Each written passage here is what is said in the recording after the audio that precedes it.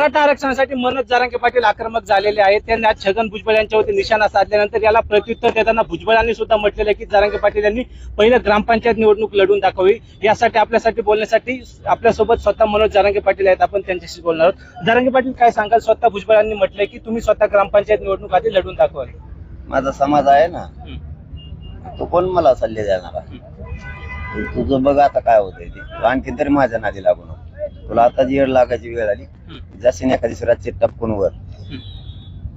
त्यांनी असं सुद्धा म्हटलं की मी स्वतः मुंबईचं 25 वर्ष हे केलेलं, 2दा महापौर झालेलो, मुंबईतनं 2दा आमदार झालो, येवल्यातनं 4 वेळा आमदार झालो. आधी तुम्ही ग्रामपंचायत निवडणुकीत उतरून जातो. हे नको शिकू म्हणा, मराठ्याच्या जीवावर झाला तो आता जेवढं सांगितलं तेवढं. हे नको शिकू. फक्त आता तो मराठा ओबीसी आरक्षणात गेले, राहा शांत, नसता ढकली देईन तुला सुद्धा बाहेर. तुम्ही त्यांच्या आव्हानाचा स्वीकार करणार का? तुम्ही ग्रामपंचायत येणार का? निवडणुकीत उतरणार का? त्याचं आव्हान, त्याचं त्याला सुद्धा नाही. ते काय आव्हान देतोय? ओबीसी नेते प्रकाश यांनी असं म्हटलं की ओबीसीवरती अन्याय होतो. आता ओबीसींना पक्ष स्थापन करण्याची वेळ आलेली आहे. येत्या काही दिवसात ते पक्ष स्थापन करून पक्षाचं नाव सुद्धा जाहीर करणार आहेत. नाही, ओबीसीवर अन्याय नाही होत. मराठे हे 42 वर्षापासून ओबीसी आरक्षण आहे, त्यांच्यावरती अन्याय झाला. आणि पक्ष स्थापनेचा विषय असेल तर तो माझा विषय नाही.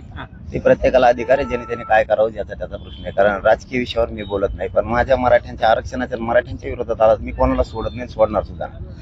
जर प्रकाश यांनी पक्ष स्थापन केला, जर मराठा ओबीसीत सामील झाले तर तुम्ही त्या पक्षात सामील होणार का उद्या जर वेळ आली तर? आरक्षण देणार का आम्हाला 100% मराठ्याला? आम्हाला तुमचं कळत ना, आमचं कळत नाही का आम्हाला?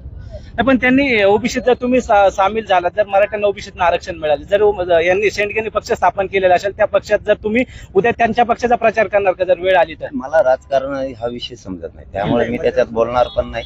पण मराठा आम्हीच आणि ओबीसी पण आम्हीच. नक्कीच हे होते जरांगे पाटील. भुजबळांनी खरं तर मला आव्हान देणं थांबवावं, स्वतः मराठेच त्यांना उत्तर देतील असं सुद्धा जरांगे पाटील यांनी स्पष्ट केलेलं आहे. हे म्हणतात झी मीडिया, रांजणगाव, पुणे.